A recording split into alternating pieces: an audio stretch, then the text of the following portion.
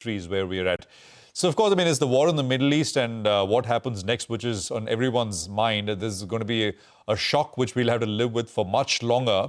Let's get some guests in who've seen these, not exactly, but no situation is repeatable in the exact frame, but crises before as well. We have Anil Trigunayat and Ashok Sajjan, our former diplomats, both who've, of course, been with us here on CNBC over the last many months, sort of talking to us first, sort of running us through that entire India-US trade deal situation. And now, of course, it's basically back-to-back, the Iran war, which has come through even as things were starting to look a little better at the margin. Thank you very much for joining in. Mr.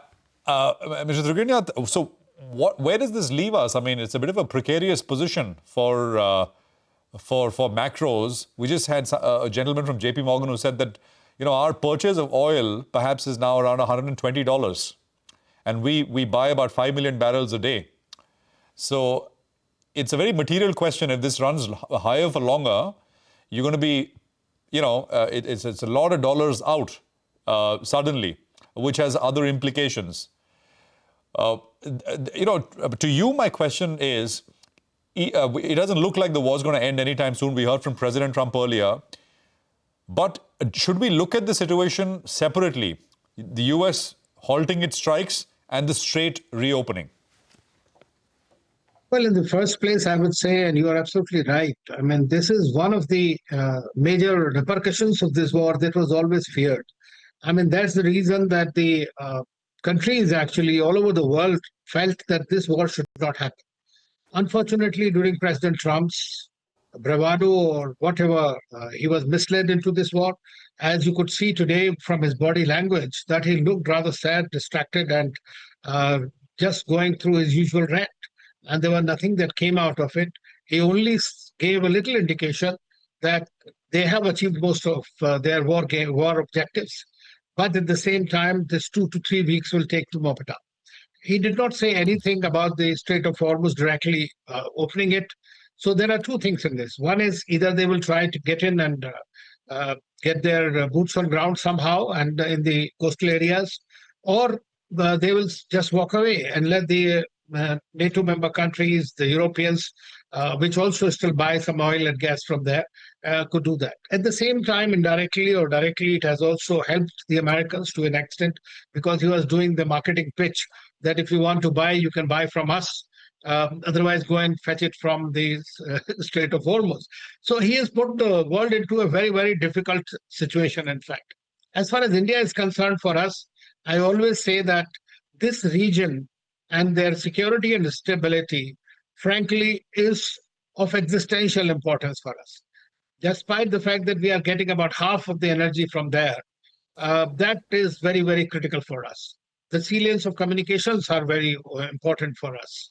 The safety and security of Indians who remit about $70 billion is also very important for us. We have huge investments in the region. They are all our strategic partners currently at war. So I think that this situation has put India in a very, very bad situation. So as the oil prices go up and the rupee comes under greater stress, as we have seen in the recent, so it'll have a double jeopardy for us. Fortunately, we have diversified our imports, but it takes time to further, get it from different things. I think we'll be focusing more on Africa, more on Russia, as we have done it until now. And the Iranian oil has also become available to us. First consignment or shipment has arrived. So I think that this is something that will probably hold us in stead, but it will definitely have an impact on the overall health of the economy. Not only ours, but the global economy as well.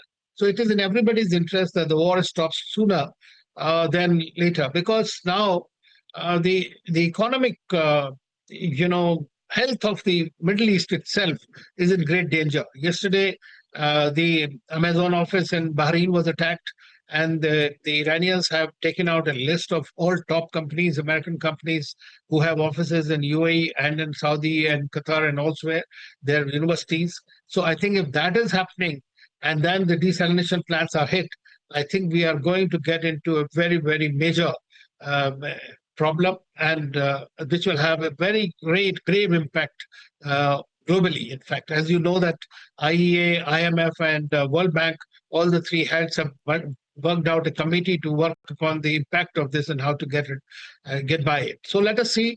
There are still some talks going on. There is a little bit of a hope there, but I think that in this fog of the gray zone warfare, it is very difficult to say exactly which way the wind is blowing. All right. Hi, sir. Good morning. And very valid thoughts coming in there. And as you pointed out, Mr. Trump looked a little bit different from what he's looked at in the past. The body language clearly gave it away. Would you say that now it's for Iran to call the shots and they'll have to, pull the curtains down on this war? Because Mr. Trump, it seems, there's no big positives coming out for him. He's losing out in terms of popularity. He's getting himself into a bit of a fix in terms of the economics as well, with the bond deal spiking out there. So it's now for Iran to actually call the shots and close down this war?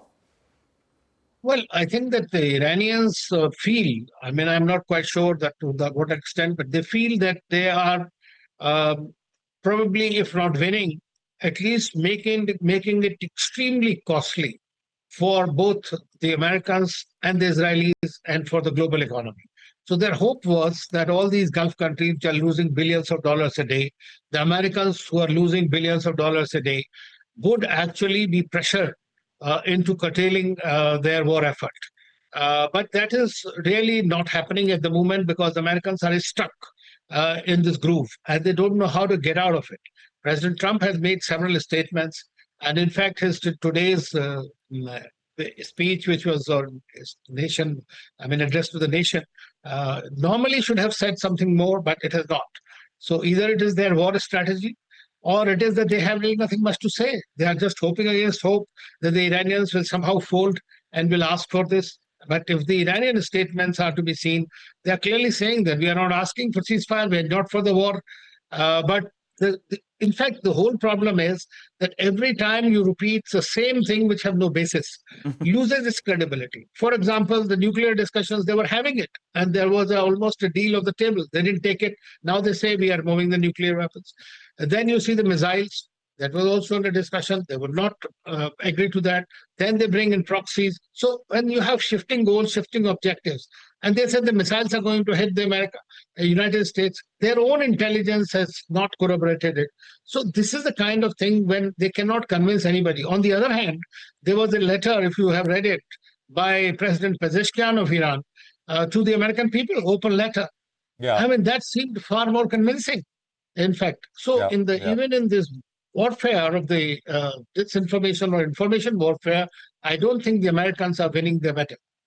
Yeah. No, absolutely. And I think public opinion, if one were to conduct a poll, a global public opinion is definitely, I think, as you describe it, against this war. And, it's quite incredible the way things have turned out.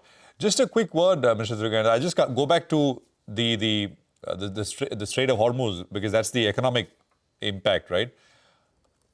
Iran is saying that friendly ships they've again and again said, right, physical friendly ships are allowed, ships of friendly countries are allowed to pass through. It's not. So how will that work? 2 weeks, three, or you think, it's all kind of linked together? Because at the end of the day, for insurers, for shipping companies, it's physical safety, right? So as long as bombs are falling in the region, nobody wants to take a risk.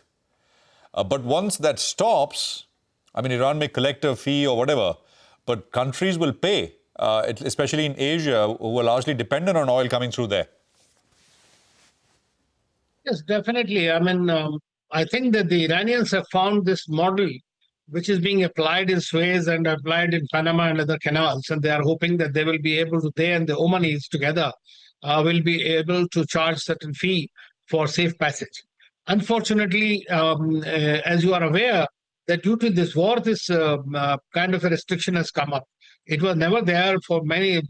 I don't recall that Strait of Hormuz was ever closed in the past, despite all kinds of issues and problems. So it was a free passage for everybody, and there was no problem.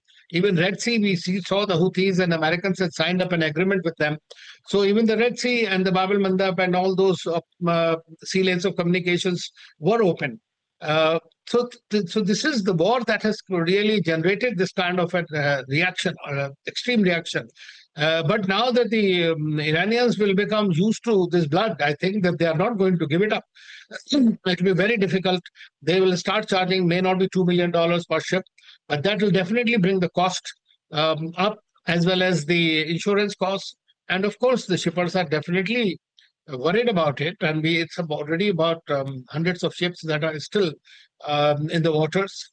And the Iranians have said very clearly that except for United States, Israel, and those who are aligning with them, rest of the ships will be free. I mean, even today they are saying, although the conflicting reports are coming from IRGC and the government differently, they say this is closed now.